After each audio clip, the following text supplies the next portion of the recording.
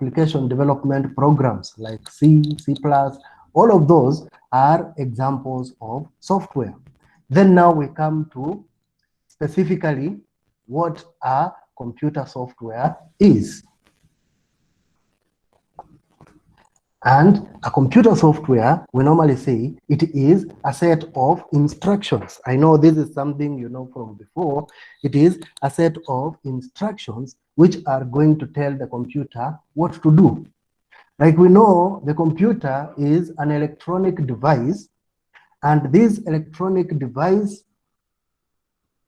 Karanja, are you able to see my presentation now? I can see Karanja Maureen says she can't see my presentation. I hope now it is visible.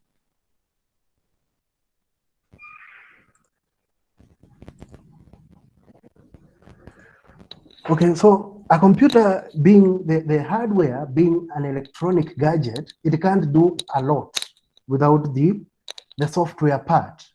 So this electronic gadget or these electronic components, which we have like the input, the output, we are talking of input components like the keyboard, the mouse, the cameras, and all of that. Then we have the processing components like the CPU. We have the storage like the registers and memory. We also have the output like the monitor and the speaker, which is used to output what the computer produces. All of these electronic components are not important, or they are not useful if they do not have the software part. And this software part, its basis is the operating system. And we say the operating system is a program that acts as an intermediary. It acts as an intermediary or as a go-between between the user and the computer hardware. The user of the computer could be a human being, it could be another computer, it could be a car. Nowadays, cars and all these other gadgets are being fitted with operating systems to enable them to perform different tasks. So all of that, there will be an intermediary, which we are calling the operating system. It controls the execution of application programs. Like we will see later, you as the user, you normally interact with an application program like an email program, Gmail, or an application program like Facebook. But when you are interacting with them, you are not aware of what is happening at the back. These programs are in the normal language we understand, the normal English language, but the computer understands the language of zeros and ones. So it is the work of the operating system to translate the instructions we are giving through the application programs so that the hardware, which understands the language of zeros and ones, can be able to translate, execute what we need it to do, and then give us the feedback. So that is another function of the operating system. So here we want to understand what an operating system is, what it does, because what it does is the one which gives us the use of computers and operating systems basically. And why are they important? So like we have already defined that an operating system, it is a system software that manages computer hardware, software resources, and provides a common services for computer programs. Or it is a layer software that provides two important services. And this one is very important. All of what we shall be doing in this course is trying to understand these two important services. Whatever the computer does is done by the operating system through these two services. One of them is abstraction, that is hiding the details of different hardware configurations so that each application doesn't have to be tailored for each possible device that may be present in the system. What does that mean? Each and every hardware component, be it a mouse, be it a keyboard, be it a monitor, whatever it is you are using, is manufactured by a different manufacturer. And each of the manufacturer, then it would mean that they have to write a program, or you will need a program, which we are saying instructions, which will tell it how to operate. But with the use of the operating system, all those details, all those configurations are hidden. When you buy a mouse or when you buy a USB, you just plug and play and it works automatically. That is what we mean, hiding the hardware configurations or the details of how these systems work. So that is abstraction. When we are talking about arbitration, it means that the operating system will manage how you are going to access shared hardware resources. Remember that an application will be supporting different users or will be supporting different uses. Like for example, you could be using Facebook and at the same time you are using Gmail and at the same time you are playing music in your computer. All of these applications are using different hardware resources. And these hardware resources can be used simultaneously, like we will see how they are being used. That is something else we will see. But now it is the work of the operating system to ensure that if, for example, Gmail is accessing your network interface card, Facebook, which also accesses your network interface card to send messages, will not be able to see what Gmail is doing. So at that moment, it separates the functions such that you are using the same hardware resource, that is the network interface card, but when you are using it, each of the applications is using it like it owns it the whole time. So it creates such environments where hardware resources can be shared without applications interfering with one another. So those are the two important services which now provide the role of operating systems. So hardware resources that need to be managed when we are talking about arbitration and abstraction, that is managing these hardware resources, we are talking of the central processing unit, which is the CPU, and it executes program instructions. So that is what the work of the central processing unit. So it means that each application which the user is using will need to go through the CPU. And in order for the CPU to be used by different applications, then there needs to be these two functions of abstraction and arbitration. The other one is memory, and memory is of different types and it works in different ways. We have it in hierarchy, meaning that in each level or this memory, the memory is organized in different levels and each level has its own function, it has its own speed. That is something we will also look at. And we normally say the fastest memories like the registers and the cache are attached closest to the CPU, and then the speed reduces as we are going through the RAM, and the slowest is the disk or the persistent memory or what we call the ROM. That is, these are part of hardware which is supported by the operating system. Input and output devices which are there, power and system management. Although it is hardware which does the work of power management, that is through the power supply, the operating system does the work of power conservation in application usage of the hardware. Like we will see, there are applications which are hardware consuming, and there are others which do not consume a lot of hardware resources. So it is the work of the operating system to make sure that the power usage is managed properly. So let us go into abstraction in more detail. Abstraction, it is a concept which allows hardware devices manufactured by different manufacturers to have the same interface within software for applications to use.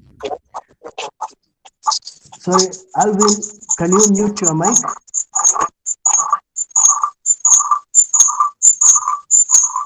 Alvin, can you please mute your mic?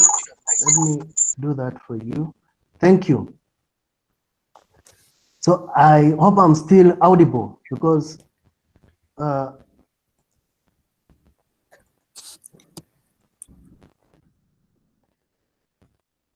hope now I'm audible. Can you hear me again?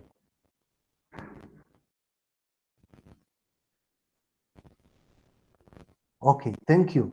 So let us continue with abstraction. And we are saying hardware devices have low-level instruction sets that help them to configure and work. When you buy a USB device or when you buy a new hardware device like a mouse or a keyboard, you just plug and play. It always has some configurations written into it.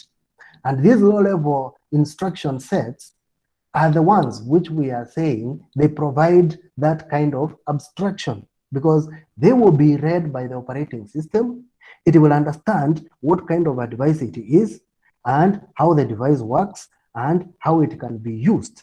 And it is the operating system now which will be able now to provide or manage how this device is being used. So that is one of the capabilities provided by the operating system through abstraction. That is providing a common interface so that when I plug in a new device, I will just see it installing and then it is ready for use. But I do not know what has happened at the back end. So that is the work of the operating system. Now we are saying if there wasn't a common interface in these hardware devices, then you would have to program each application for use with your hardware, like these 1990s video games, which had to be programmed for the video and sound cards to be able to understand what kind of game is being played and how they should respond to it. So that is the challenge of not having abstraction. And that is part of the assignment which I had given to see. Historically, this is what used to happen. People used to have programs in what cards, and these programs used to be run one after the other. And there wasn't a abstraction. You needed to understand all the commands so that you can be able to execute that program, but that has passed. So in the assignment, you will cover much of this. When it comes to arbitration, we are saying that it is the aspect of the operating system to ensure that all the applications can access resources efficiently and effectively through, number one, dividing the CPU time among different programs. Like we will see later, is that the CPU works sequentially, one after the other, but it has a very high speed that it can swap programs or instructions in and out of the CPU without the user noticing. So it is dividing the program. So arbitration, that is working on behalf of. Then each program gets access to memory. We will see that the memory, if you have a 1 GB RAM, it will be divided according to the need of the applications which you are using. Also the input and output as well as disk storage.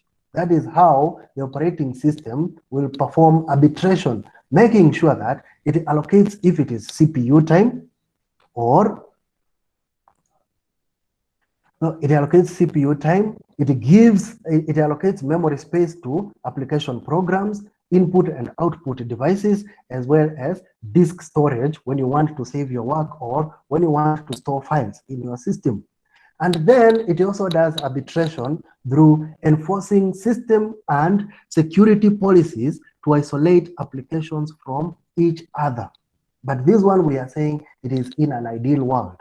We know of situations whereby a crash, or if one program stops behaving or it stops responding, it will make the entire system hang, or it will make other applications also behave not in a good way.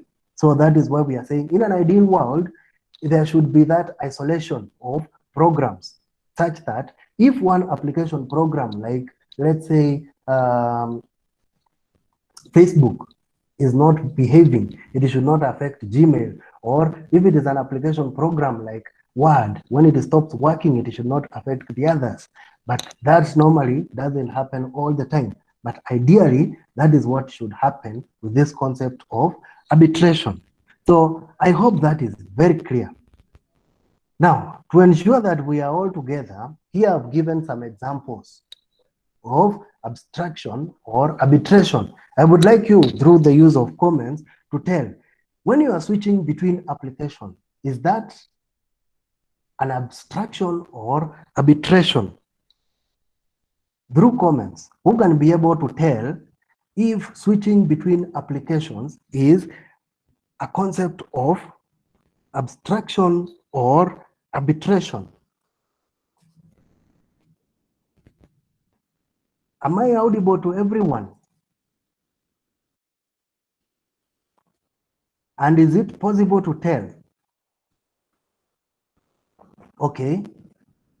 So are you able to tell if switching between applications, we are in slide number 7 of the first presentation, and I had just listed some examples of different activities which take place in a computer system, and we are saying one of the activity is like switching between applications. And I'm asking, is that an abstraction or an arbitration? Okay, so many people. David Ayondo, arbitration, arbitration, arbitration. Yes, it is arbitration. Why?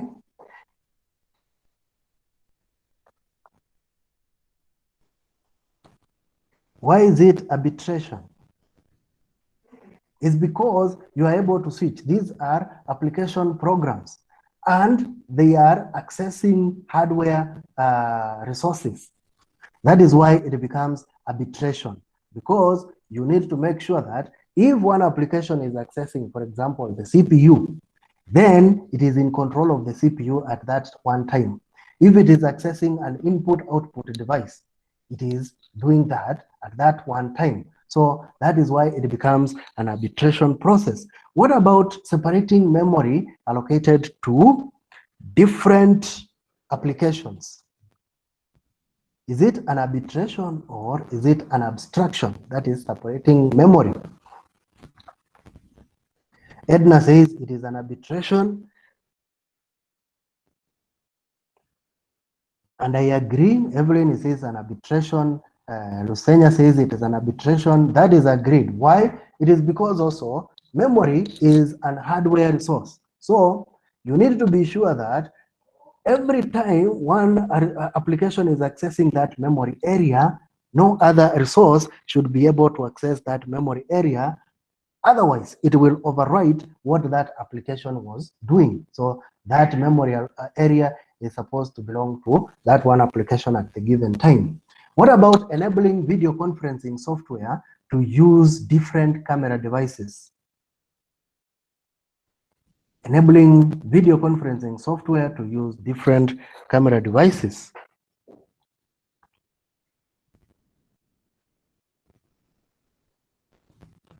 Abstraction. You're saying it is an abstraction. Why? It is because these different hardware resources are coming from different manufacturers. And when they are coming from different manufacturers, it means that they are designed differently. And so you will need what? You will need a common interface to ensure that they are able to work together. They are able to communicate and do whatever is required. What about enabling, accessing two different hard disks?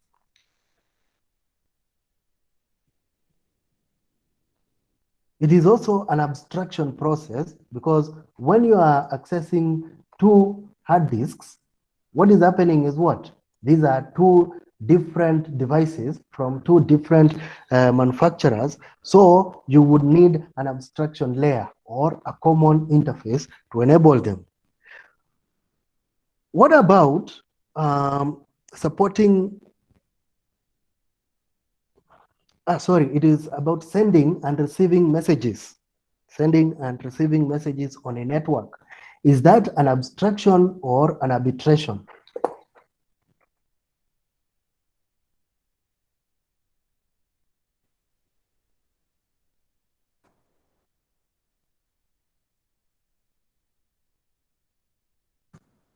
Is it an abstraction or an arbitration? That is sending messages on a network. Karanja says it is an arbitration. Edna says it is an arbitration, arbitration, arbitration. Everybody says it is an arbitration. Somebody else, Alvin, says it is an abstraction. So many people are going for arbitration, but somebody says it is an abstraction. The answer is both. It is both an abstraction as well as an arbitration. Why? It is because on one point, we are abstracting the details of each network card to send and receive messages. As you know from networking, is that we send messages via IP. So the physical address of the network device is never seen outside. So that becomes an abstraction. We are hiding the network details, but at the same time, we are sharing that network card. The network card becomes what? An hardware device. So we are sharing that network card among different applications which are sending messages on the network. So it becomes both an abstraction and an arbitration. What about supporting both Intel and AMD processors? These are just processors and they are coming from different manufacturers. So what will happen is that this will be automatically an abstraction because these are two different hardware devices. So they need a covering layer or a common interface so that they can be able to work. And that is provided by the operating system. So hope there we are together. Let us proceed. Normally, the system is seen in terms of layers, whereby at the top, the user will be interacting with application programs like Word, Excel, PowerPoint, Facebook, Gmail, and below them, we have libraries and utilities. Like we normally talk of utility software, it is software that is used to support other softwares like the antivirus programs. And then we also have other application development programs like C, C++, all of those become libraries and utilities because it is application programs depend on these libraries and utilities for them to be able to interact with the operating system. So at the top, we will have the application programs. Below them, it is the libraries and utilities.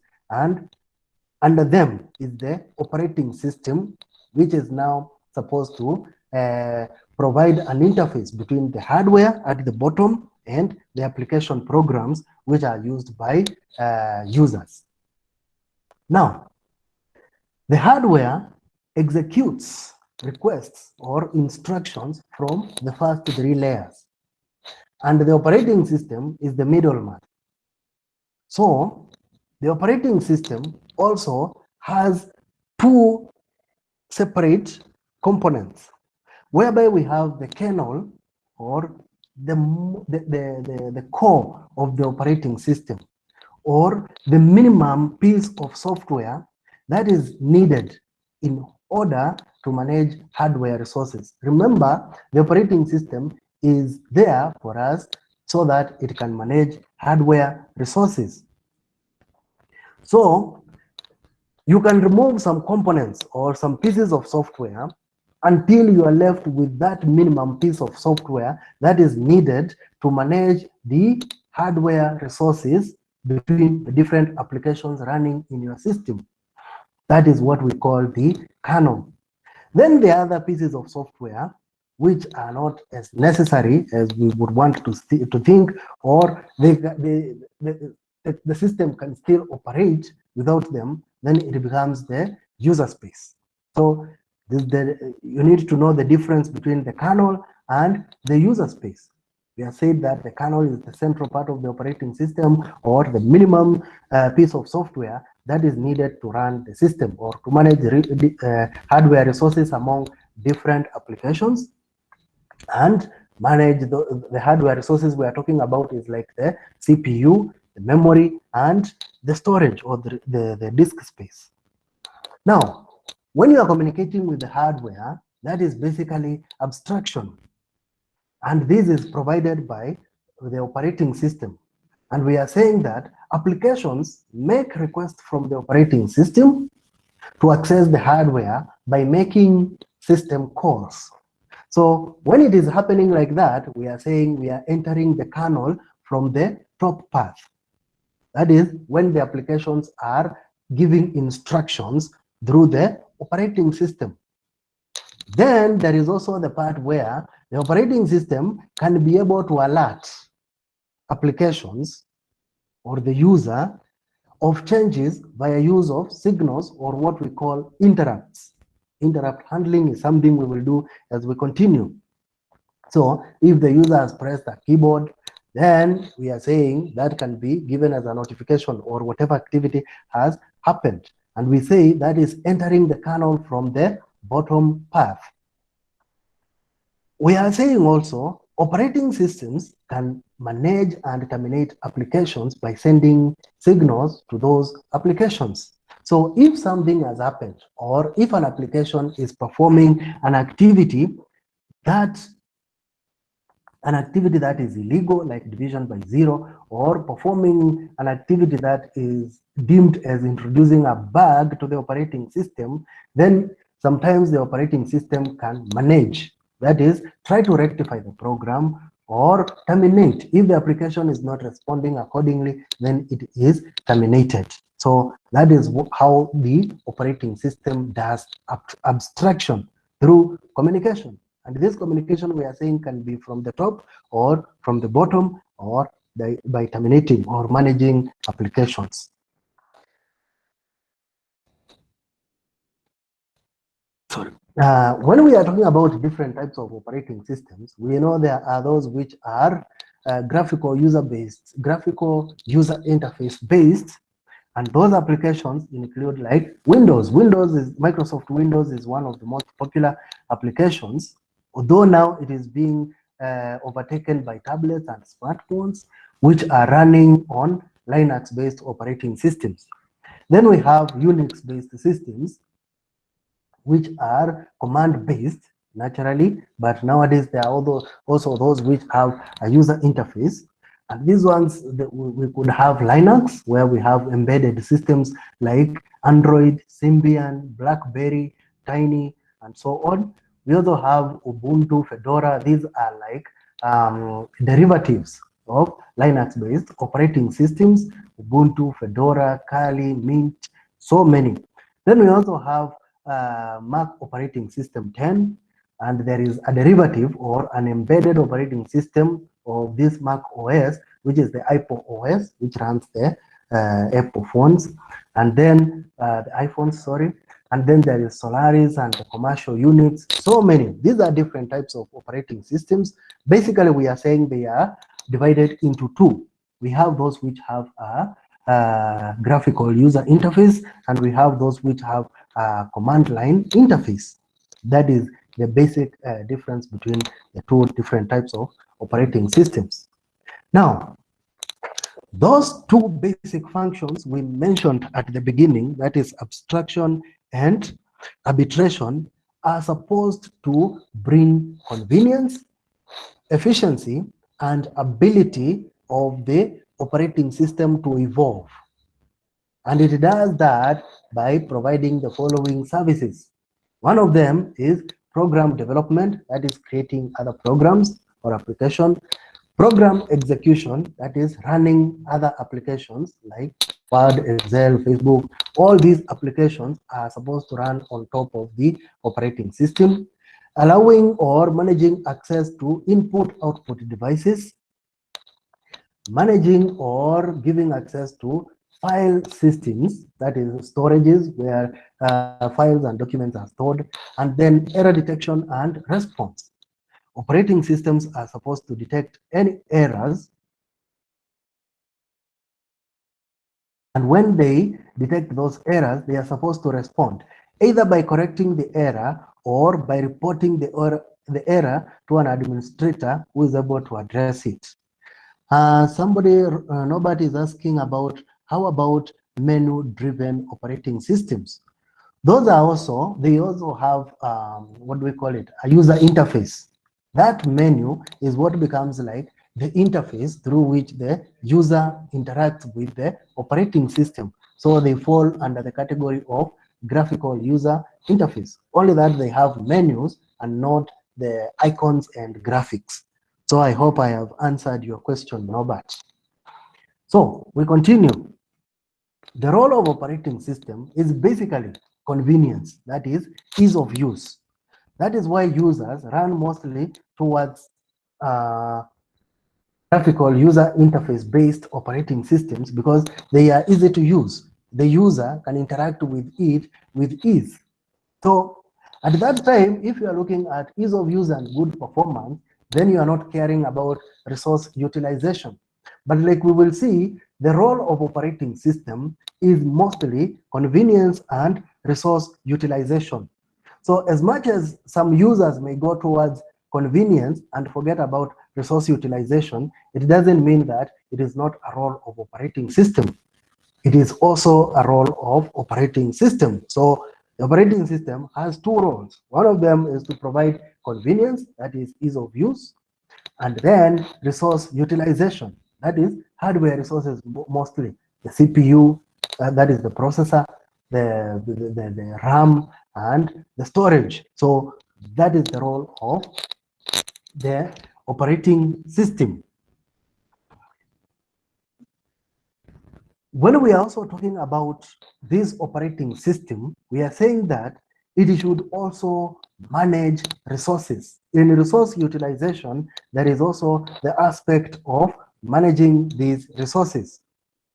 How do you manage? By ensuring that at any given time, if an application is using that resource, that is copying some data to a storage space, that storage space is dedicated to that application for that particular time.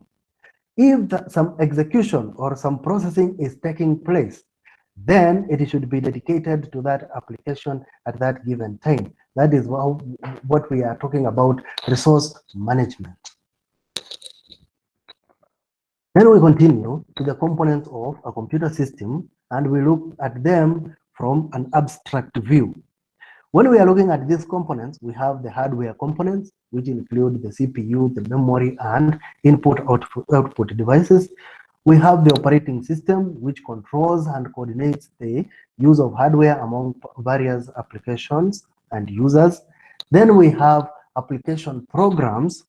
These define the ways in which the system resources are used, or they are going to provide the capabilities to users. Like a word processor is supposed to edit text and all of that. A compiler is supposed to compile a program, or that is make it run. A web browser is enabling you to access content which is not in your machine but remote. Database systems, they do storage and all of that. Then there are users, whereby we are talking of them being people, machines, other computers, and so on. And so when you look at it from the abstract view, then you could find that a user is interacting with a compiler, another one with an assembler, another one with a text editor, another one with a database system, and then all these are application programs. These application programs are supposed now to be interfaced by the operating system so that they can be able to instruct the computer hardware on what to do.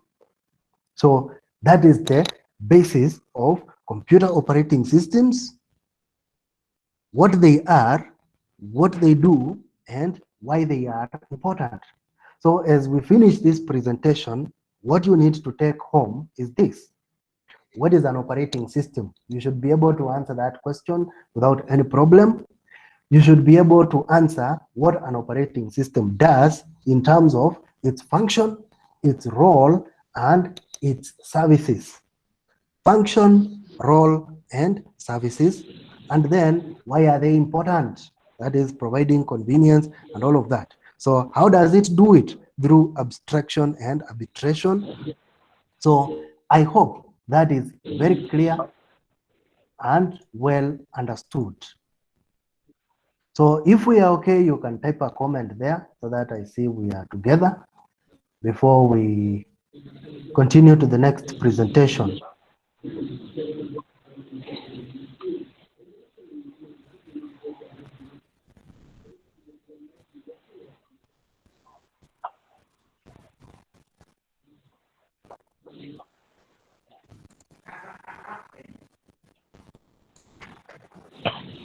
Okay, thank you. Let us now proceed with the next one.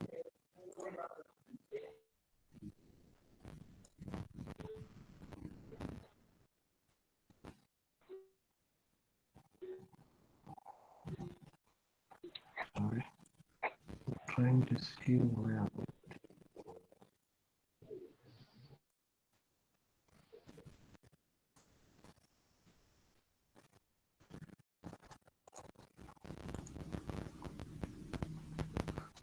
So this presentation is visible.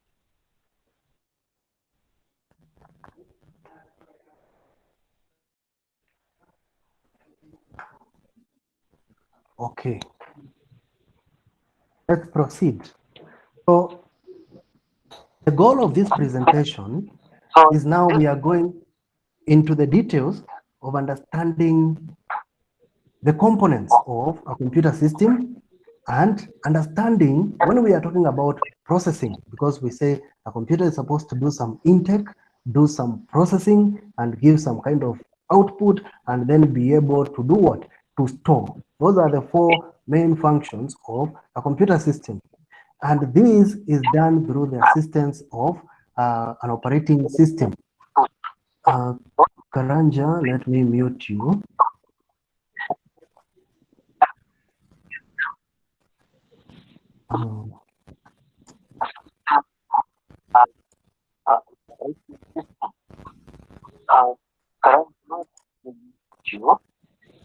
Karanja, can you kindly, yes, thank you. So, through this presentation, we will try and understand the components of a computer system in detail, understand these components like registers, the instruction cycle, program execution, direct memory access, interrupt, and multi-programming, as well as the memory hierarchy. These concepts, they lie around these four functions we have mentioned. That is input, processing, output, and storage. So an operating system will exploit the hardware resources of one or more processors. That is, it will use the processor to execute what the application or what the user wants. It provides a set of services. So for example, if a user wants to access some content on the internet, then it is the work of the operating system to provide the network resources required for the user to access the internet. That is what we are saying.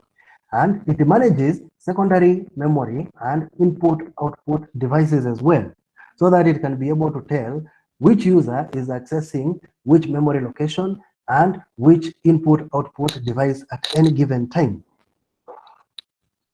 And by doing this, it uses the following.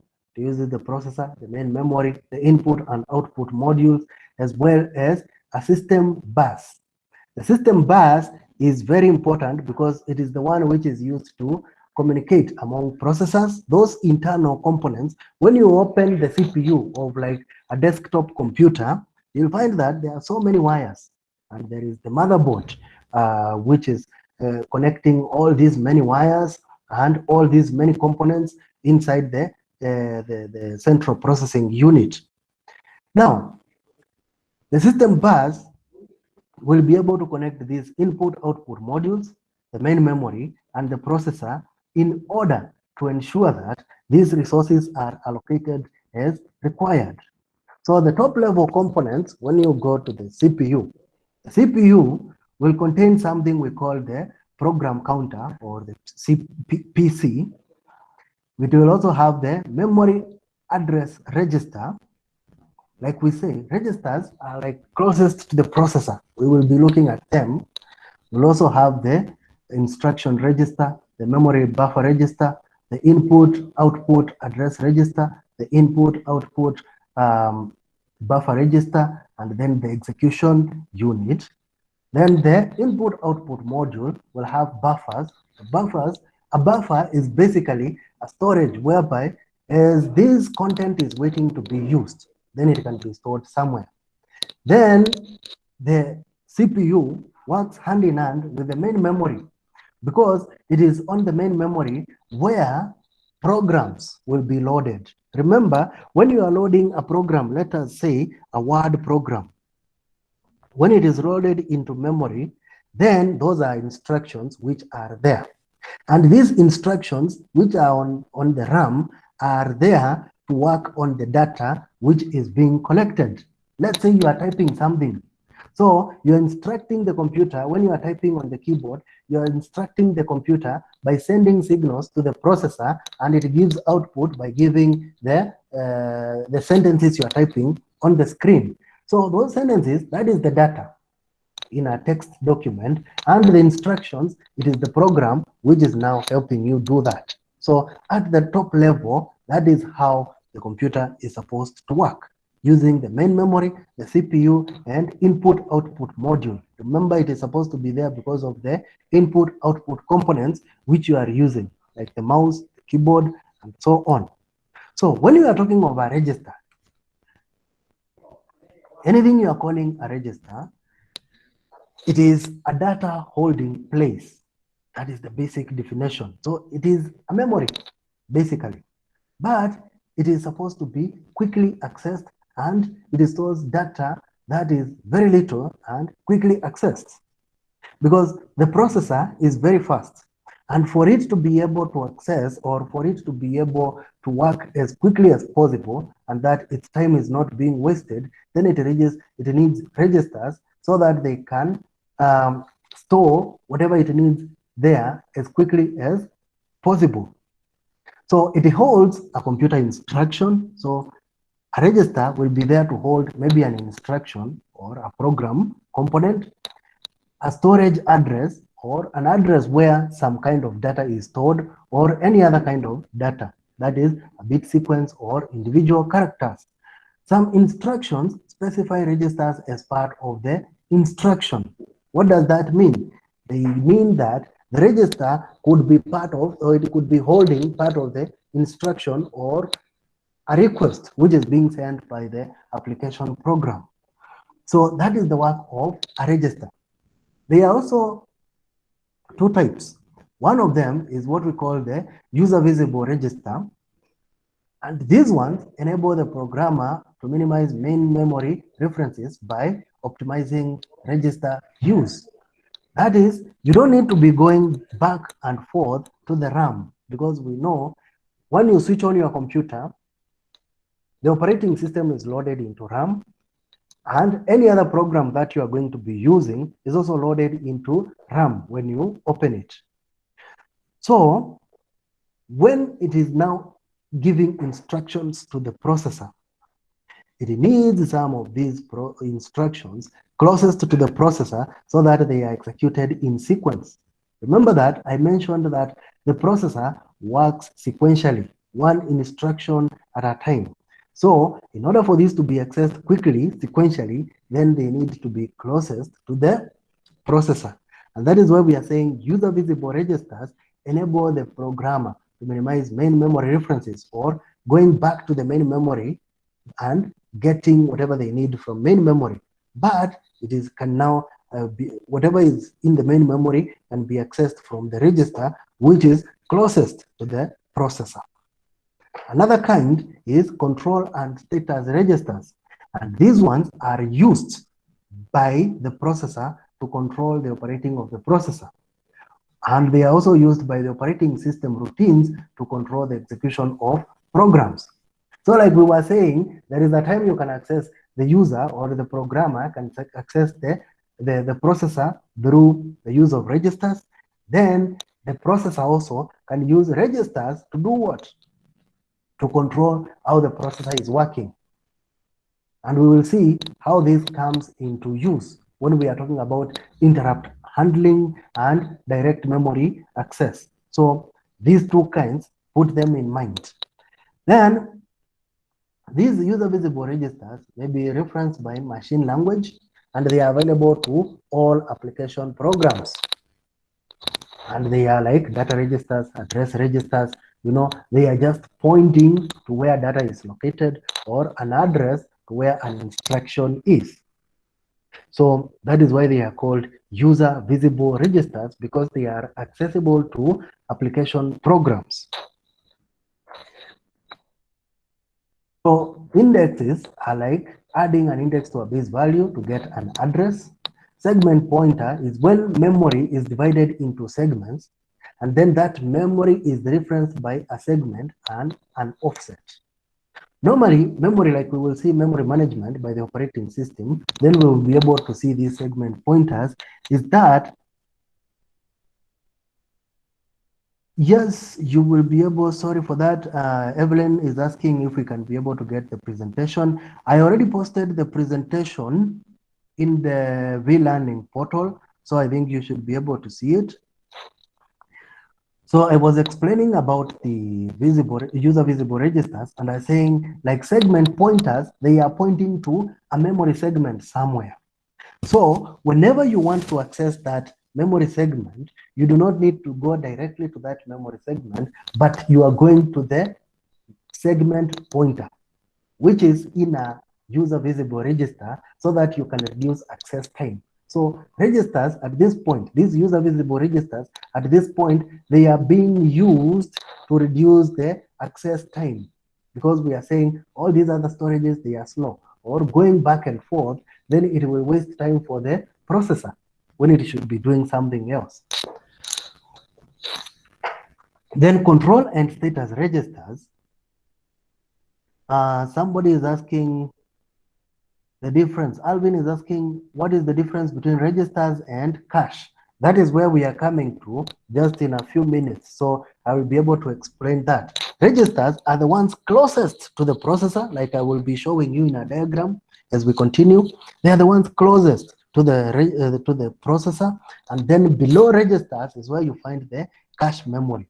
But I will show you the difference between the two.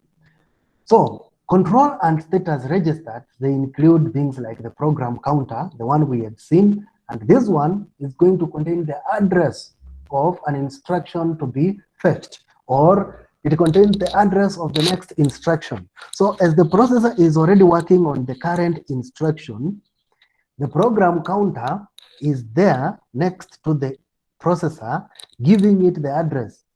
It is like telling the processor, once you finish with that instruction, then the next one is available here. So the program counter holds the address of the next instruction to be executed, or the address of an instruction to be fetched next. Then there is also an instruction register, and it contains the instruction most recently fetched. So the program counter will store what is to be done next. Instruction register will store what has been done just now, or what has been most recently done. The instruction which was recently executed, that is the one stored in the instruction register, but the one which is going to be executed next is stored in the program counter. Then the program status word, it contains condition codes, enabling or disabling of interrupt, and the supervisor mode. So this one is like showing the status. When we will come to the execution, sorry, you're saying I'm breaking. Sorry. I had not seen that. I don't know if I'm now audible.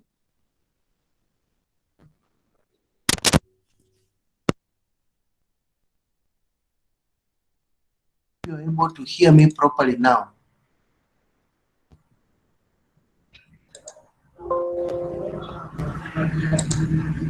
Are you able to hear me clearly?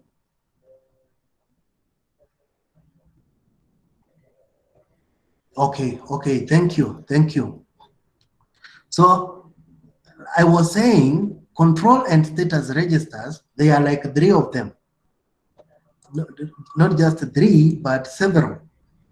We have a program counter, which we have said it contains the instruction or the next instruction to be put into the processor, or the next instruction the processor is going to fetch. The instruction register, it stores, or it contains the instruction which was recently executed, or the instruction recently fetched. Then the program status word, it stores information about the program itself. That is, what are the conditions which must be met by this application? If there's going to be an interrupt, is it enabled or disabled? Does this program require somebody has unmuted their mic? That is Dennis Akwiri. Kindly mute your mic.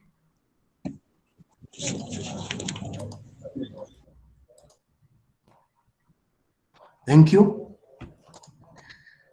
So interrupts and supervisor mode are contained in the program status word, and then condition codes and flags are also provided there in the control and status registers.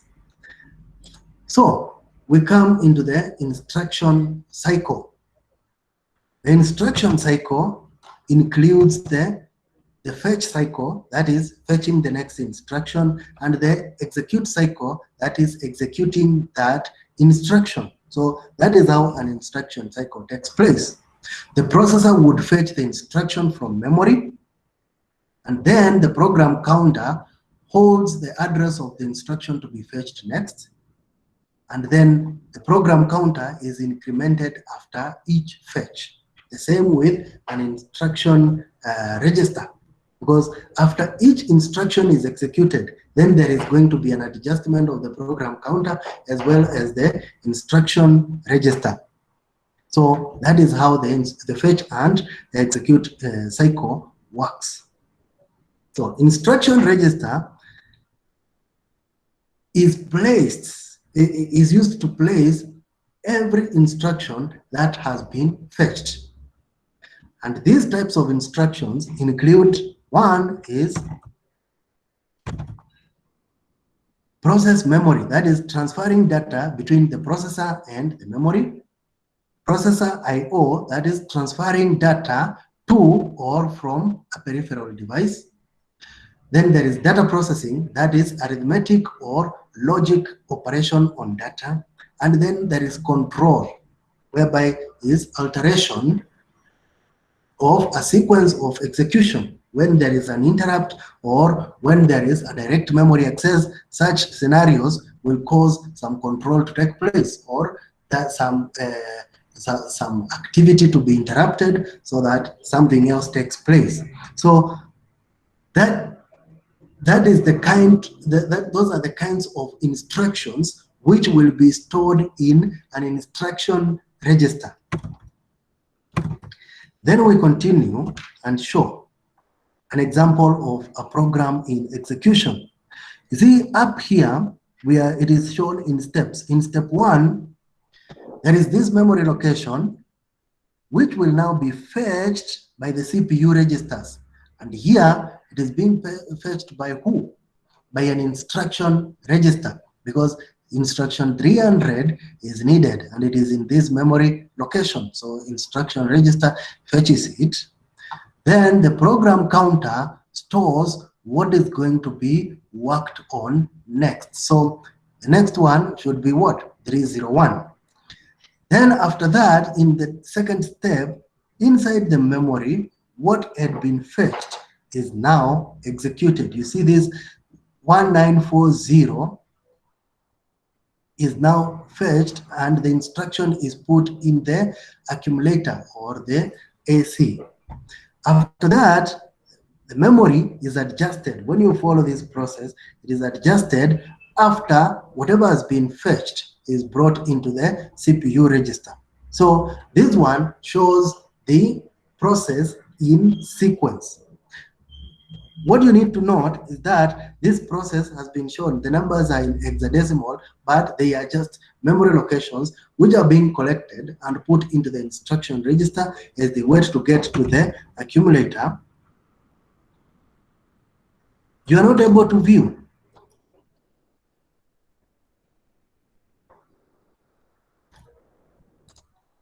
It is in the presentation view.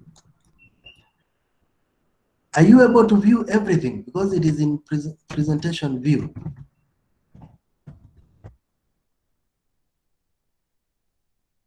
Okay, somebody tells me to zoom. Let me see if I am able to do that. Oh, sorry. Is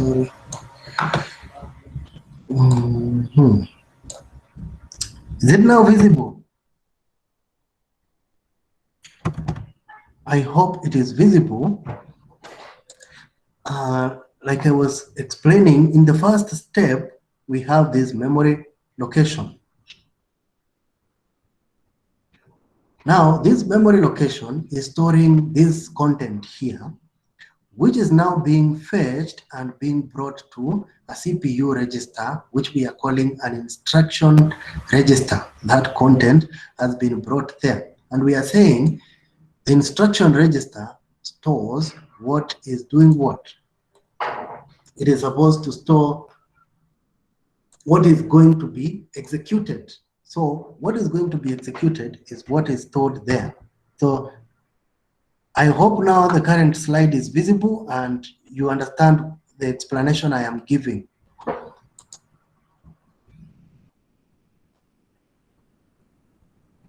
So when it is brought into the register, the instruction register,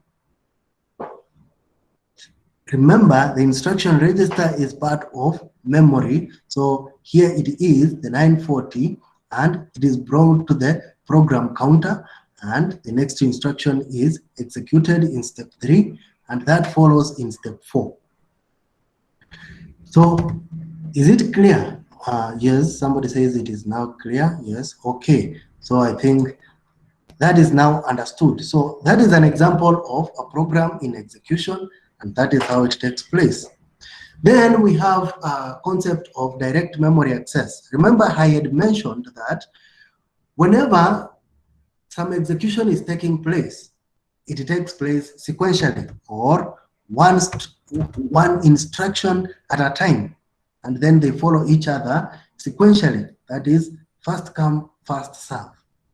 But there are times when the processor grants some input-output module authority to read from or write to memory, meaning that it can access or exchange can take place between an input-output device and memory without the intervention of the processor.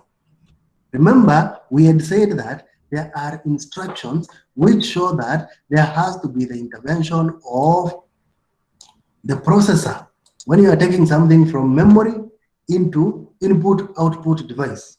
But here now, what we are saying is that there is direct memory access, whereby there is exchange of data or exchange takes place between the input-output device and some memory without the intervention of the processor, and this enables the processor to be busy doing other things.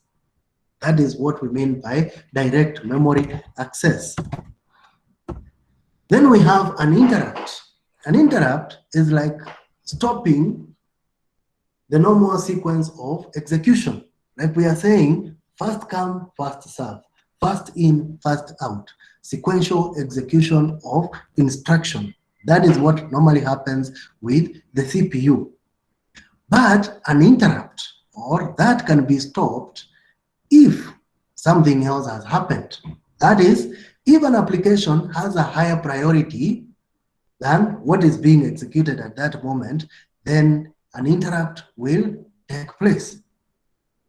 And this may be caused by an internal process or an external process.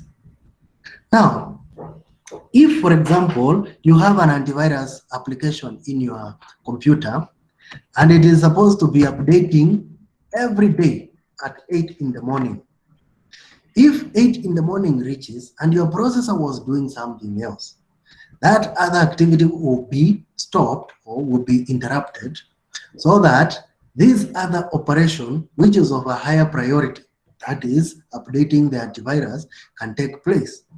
So a suspension of a process caused by an event external to that process and performed in such a way that the process can be resumed. So an interrupt will stop what was happening. The high priority process takes place. It is executed by the processor.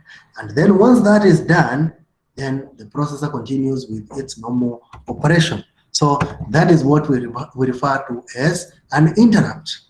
And we will see different types of interrupts when we go into the details of that. So here they are. One, it could be a program, that is an arithmetic overflow, division by zero, execution of an illegal instruction, reference outside the user's memory space, all of that. It could be a timer. So these are programs. If something happens within a program, a bug, a division by zero, whatever, then that becomes a program interrupt. If it is a timer, like the example I had given of an antivirus program that is supposed to update every day at 8 in the morning, then that interrupt is timer. Then there is also an input-output interrupt, whereby an input-output device requires to access the processor to perform an activity if you are installing, or if you are trying to access an input-output device which requires the intervention of the processor, then an interrupt will occur. And then even an hardware failure. You could have been using the mouse and then it stops working and it gives you an error. That error, for it to be generated, an interrupt had to have taken place. So those are the classes of interrupts. And I hope that is also clear. Now, an interrupt handler in this case is a program that determines nature of the interrupt and performs whatever action that is needed by the interrupt. So every interrupt will have an interrupt handler, and we are saying that is a program that will determine whether what kind of interrupt that is, and then it performs what is required. And the interrupt handler is given control by the processor, and then once it has finished whatever it was doing, control is given back to the processor, and it is generally part of the operating system. An interrupt cycle will look like this. There is the fetching of instruction, and then once instruction is fetched, it's supposed to go to execution. During execution, if an interrupt occurs, then the execution is halted.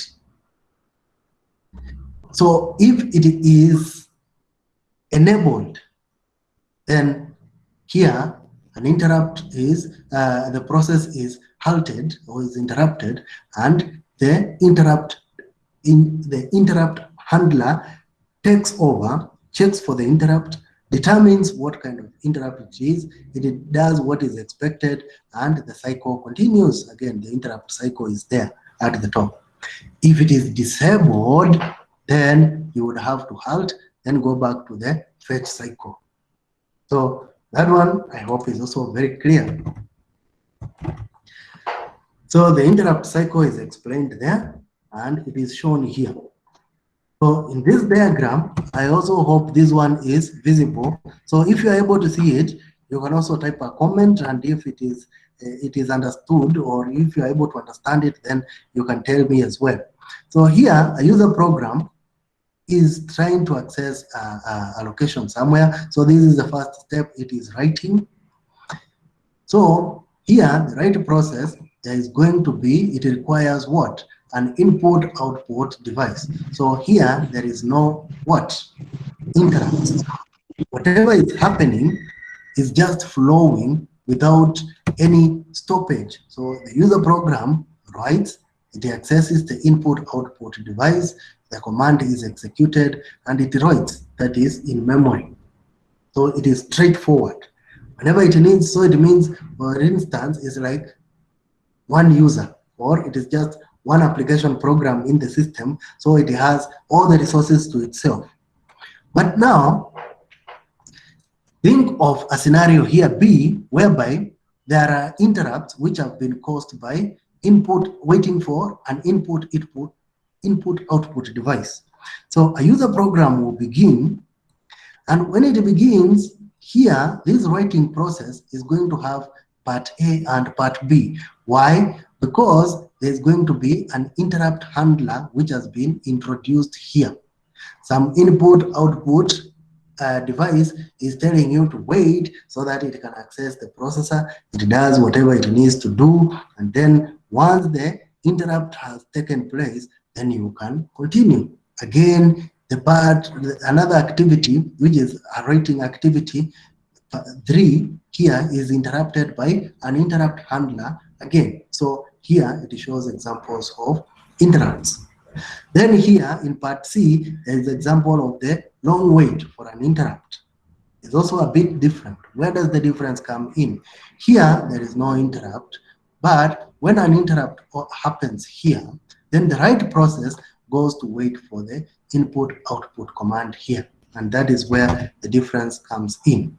So is that clear to everyone, or I've just confused people? If it is clear, you can type yes. If it is not, tell me to repeat, and I can be able to do that.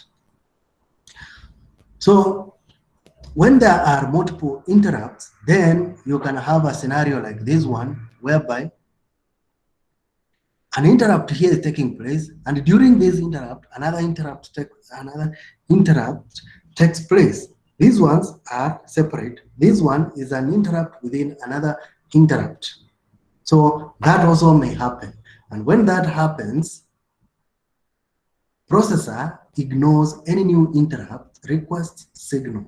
So when this happens, then the processor would have to ignore one of the interrupts. Oh, people are telling me to repeat. Okay, let me go to the diagram again. We are saying, let's say here at the top, you have a user program. This user program, let us call it what? A Word document. You are typing a Word document, and when you are typing it, you need some kind of input output to be done here. What kind of do we think? You want to get another document from your flash drive. So that input output intervention is required here. That is what is taking place during this write process. So then, since you are only, or there is no interrupt, you will access. That is why these diagrams look like, this diagram looks like this, meaning that this wait time is within the program execution. You can wait for the input output to do whatever it requires, and then you continue. So there is no interruption of the program.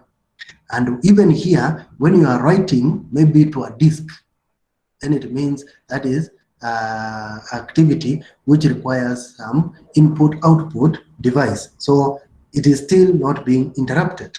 That is the first scenario. Sharon says, I differentiate on 2 and 3 where there are interrupts. Okay, so in part 2, there is an interrupt here. You are doing some writing activity, right? And during this second activity of your user program, an interrupt occurs. Here where there is a star, that is where an interrupt has occurred. So what does it mean here? An interrupt handler, that program we talked about, is doing what? Is taking over the processor. So at that time, you will need to do what? To wait. But we are saying this is a short wait for input output, as it is shown here. Again, there is another one here. The interrupt handler takes place again. Another short waiting here. So that one, I hope it is very clear, where the interrupt handler takes over or takes hold of the processor and it interrupts the user program which was taking place. Now in part 3, whereby we still have the user program again, and when this user program is taking place or it is performing some activity, the interrupt handler takes over. But here now, it is not stopping the program, because this program at this given time, it is accessing some input output here. You notice here there was a star, meaning this was interrupted. Here there is no star because this activity at this time, the write process is accessing input output somewhere here. So as the interrupt is doing whatever it is doing, the user program is also performing another activity. So there is an interrupt, but the user program is also accessing some other activity. So it is not affected at all. So what is happening there? Direct memory access is taking place. So Does that make sense? That second explanation, the difference between the second example and the third example, does it take place now? Does it make sense? Okay, Luca, Jelagat, they are telling me now it is making sense. Thank you. I hope now it is making sense. Thank you. So we continue. Here we were saying that what happens, the processor will do what? Will ignore the second interrupt, because first there was the first interrupt, then as this one was being handled, a second one came. So the transfer of control, the processor ignores the second interrupt because it already doesn't have the control. The control is with the interrupt handler. So it is the interrupt handler which will take care of the second interrupt. It is not the processor. Remember the first one, the processor took care and gave control to the interrupt handler. So I hope this second image makes sense. So this is the explanation there. So you disable the interrupts so that the processor can complete a task. Then the interrupt handler now continues to handle all the other interrupts. And that is what is being explained here. There is also the issue of what has a higher priority than the other. So during the process of handling interrupts, the processor or the operating system will also have the function of determining which one has a higher priority than the other. If an application has a lower priority, then it cannot interrupt a process which has a higher priority. An example here is given. When input arrives from communication lines, it needs to be absorbed quickly to make room for more input. So that is showing that here you need to make sure you increase. If it is a lower priority interrupt, then it needs to increase its functionality or its speed so that it can be able to give room for higher priority interrupts. I hope that makes sense.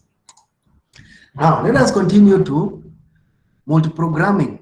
Multiprogramming is where the processor has more than one program to execute.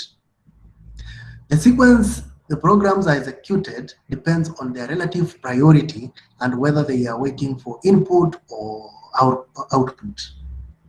After an interrupt handler completes, control may not return to the program that was executing at the time of interrupt. Why? Because of the concept of priority. Programs are executed depending on which one has a higher priority. So multiprogramming, as much as we are saying that the processor will be executing more than one program at a time, there is the caveat that the sequence is dependent on priority and if they are waiting for input output. So that has to be very clear. And then there is also the aspect of if an interrupt occurs, after the interrupt, it is not like automatic that control will return to the program that was executing at the time of the interrupt. No, control will be given to the program or to the instruction that has a higher priority. Now, when we were talking about memory, we mentioned somewhere, and somebody was asking about the cache memory. This is the memory hierarchy, the way it is organized in a computer system. Closest to the CPU at the top here, we would have the CPU at the top. Next to it is the registers or quick access. Below them is cache memory. Then after that is where we have the main memory or the RAM, and then the solid state disks. And here the hierarchy is determined by, like we will see in the next slide, is determined by access speed. So here the SSD disks the USBs and all of that, they are accessed easier and their transfer speeds are a bit higher than compared to hard disks and optical disks like the CD, the DVDs and all of those, and the magnetic tapes. So that is how we have the hierarchy organized.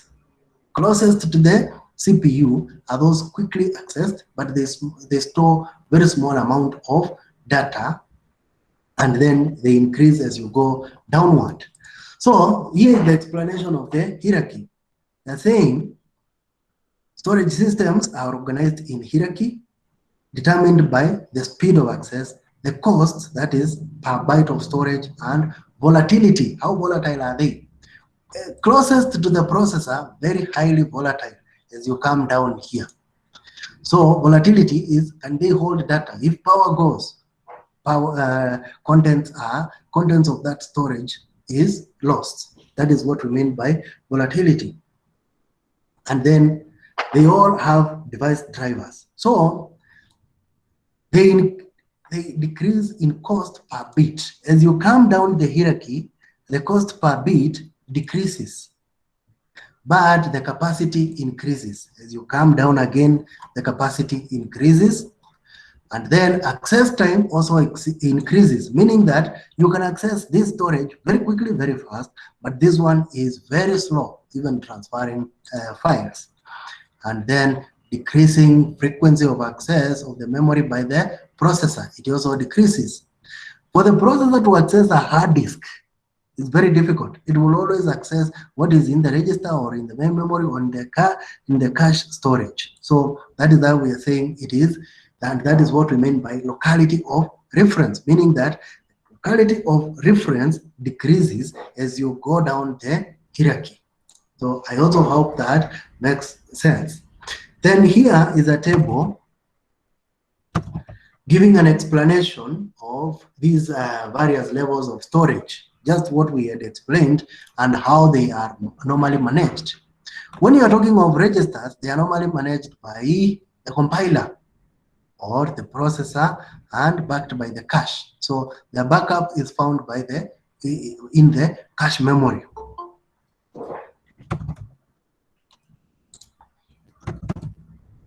When you come to cache memory, it is accessed by the system hardware or the compiler and the processor, and then it is backed up by the main memory or the RAM.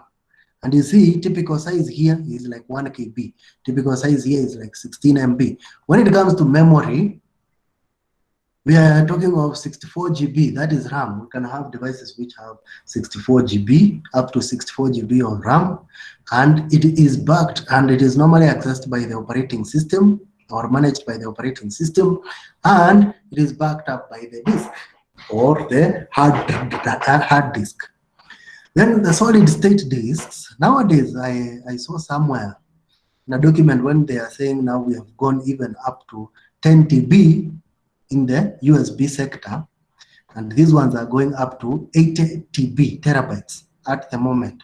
So this is a little bit outdated, but we are saying any flash memory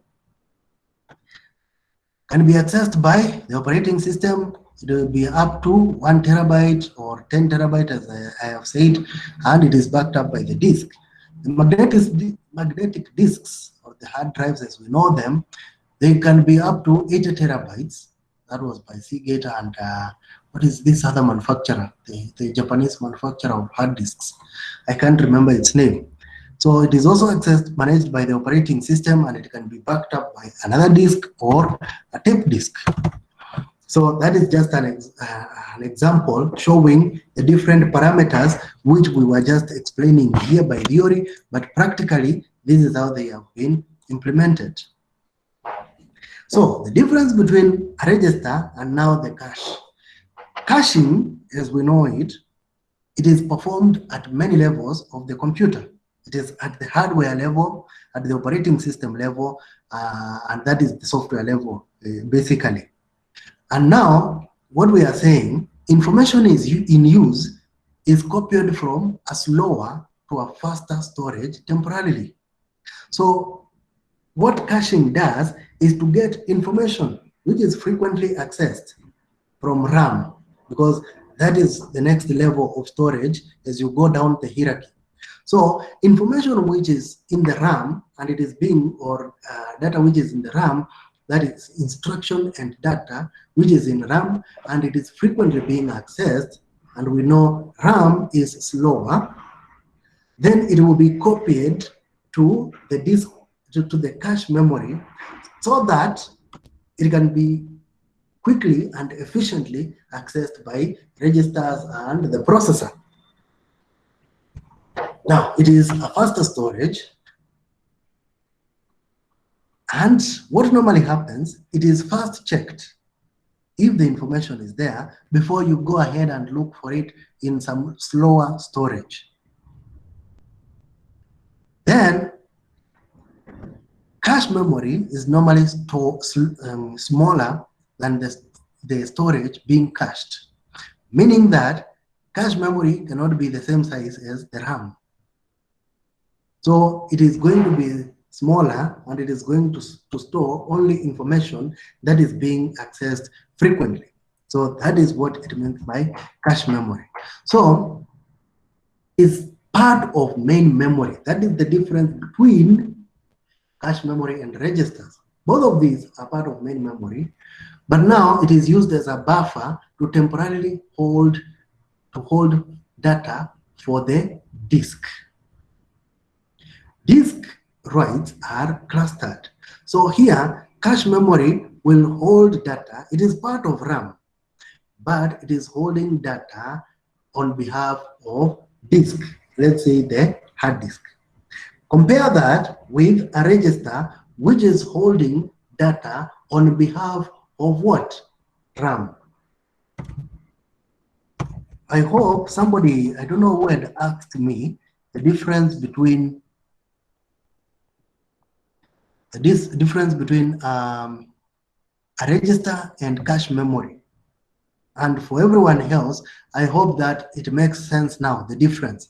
We are saying a register is a small storage which is very fast and quickly accessed by the processor.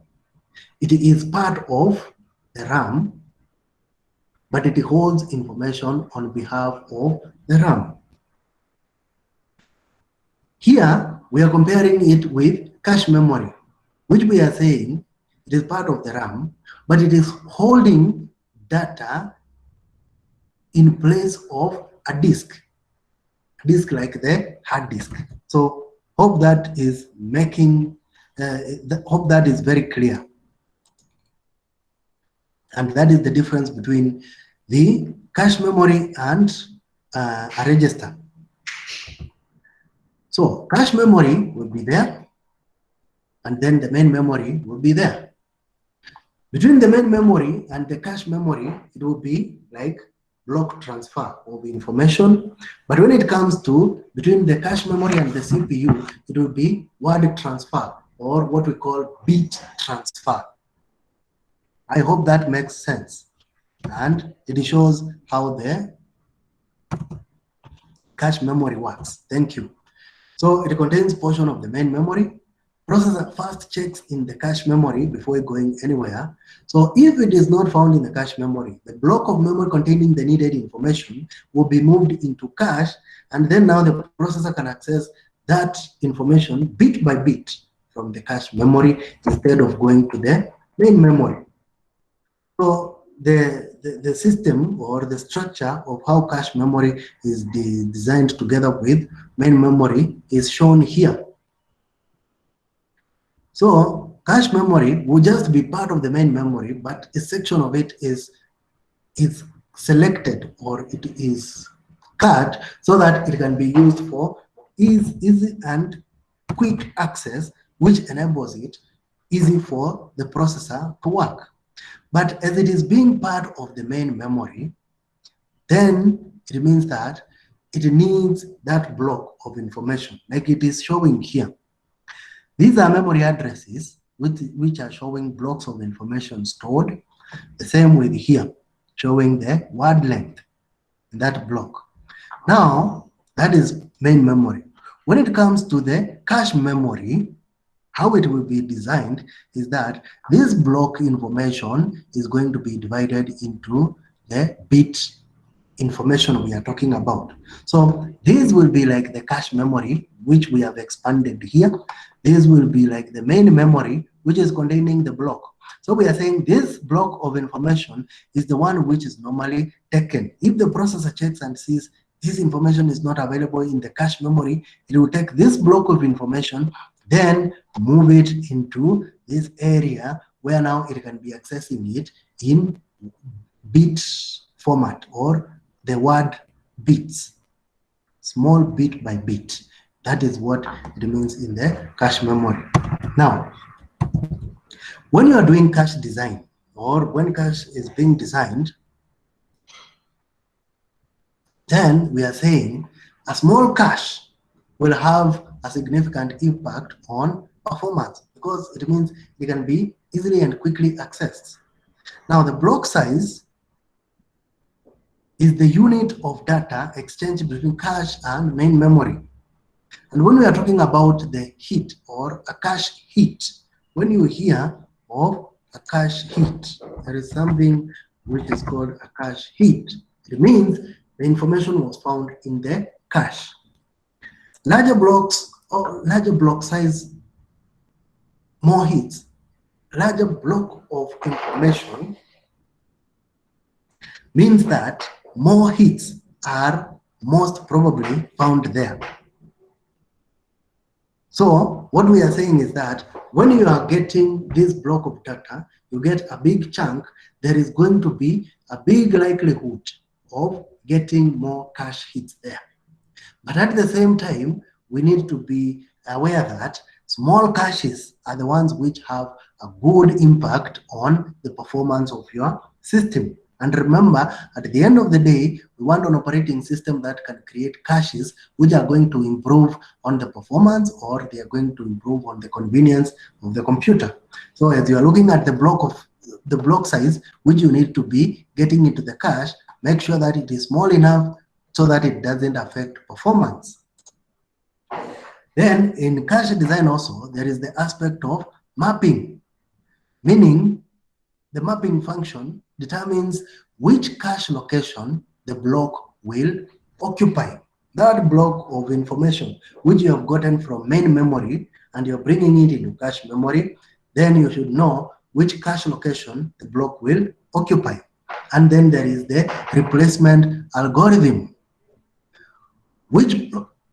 because we are saying that cache memory stores temporary information, and at the same time, it stores information that is frequently accessed by the processor. And from time to time, as the need of the user changes, then what the processor is accessing frequently keeps on changing. So it means that the cache content also needs to be replaced. That is why we have replacement algorithms for the cache. Then we are saying the replacement algorithm determines which block of information to replace from the cache, so that you don't replace information and you still need it. One of the algorithms which is used is what we call the LRU, least recently used. This is the commonly used algorithms, meaning that if some block of information has not been used recently for quite some time, that is the information which you are going to replace with some new information which is coming in. That is what it means. Then in cache design, we also have a write policy. So when do you write in the memory, or when does the writing operation take place? Because we know by writing, you are going to edit or you are going to modify the contents of information that is available in the memory. So we are saying it can occur every time the block of information is updated, and can only occur when the block is replaced. So the write policy takes place as long as the block of information is being updated, and as long as the block has been replaced, then you can do the writing of or changing the contents of memory. This minimizes memory operations and it leaves memory in obsolete state, meaning that you can now use the memory for some other function. When you replace the information that isn't needed at that time, then it means the memory is available for use for some other activity or by some other application. That is what it means by having that right policy. So in the components, we had also talked about input and output. We have programmed and interrupt-driven input-output. When we are talking about programmed input-output, is whereby the input-output module performs the action and not the processor.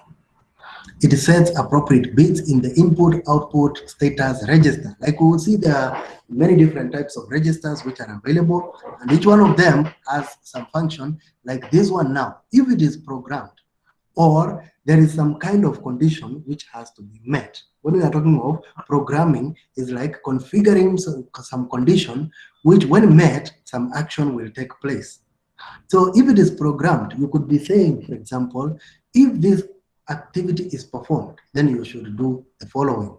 Or for example, if a user, if for example, operating systems are used in different places. When you walk into the bank, there is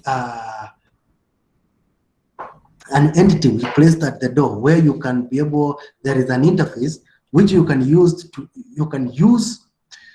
to press into, get some card, which when called, you can go to the counter.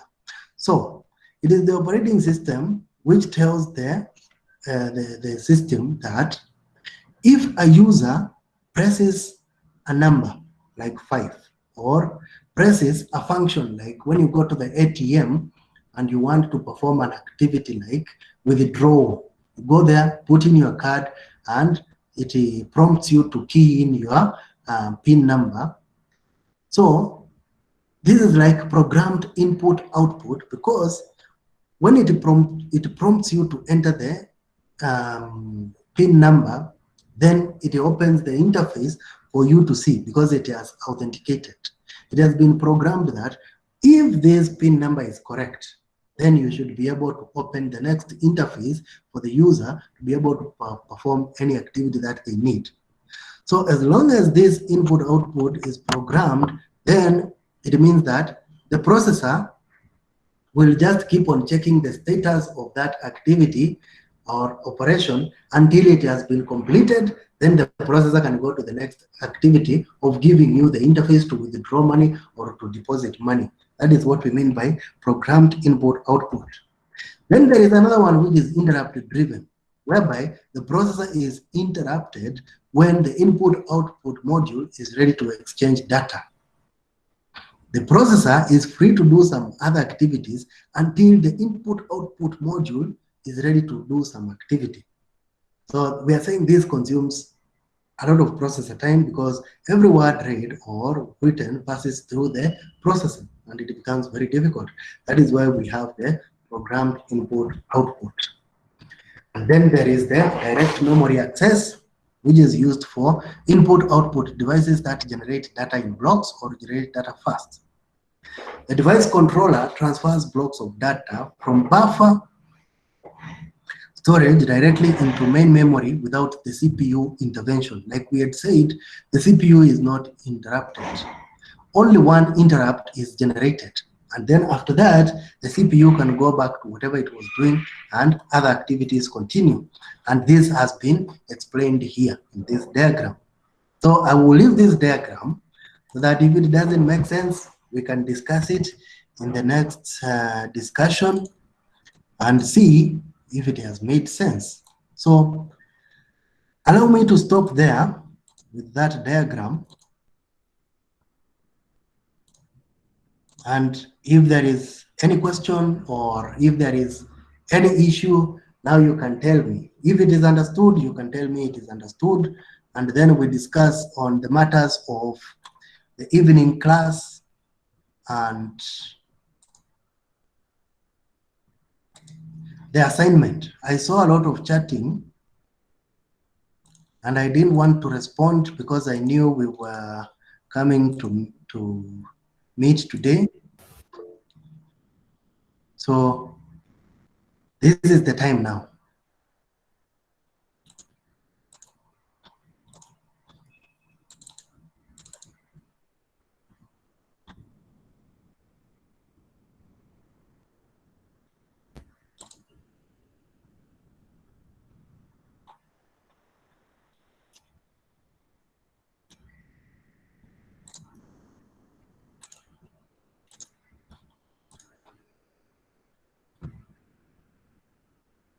So I will have the video. I'm actually trying to stop the recording and it is not stopping.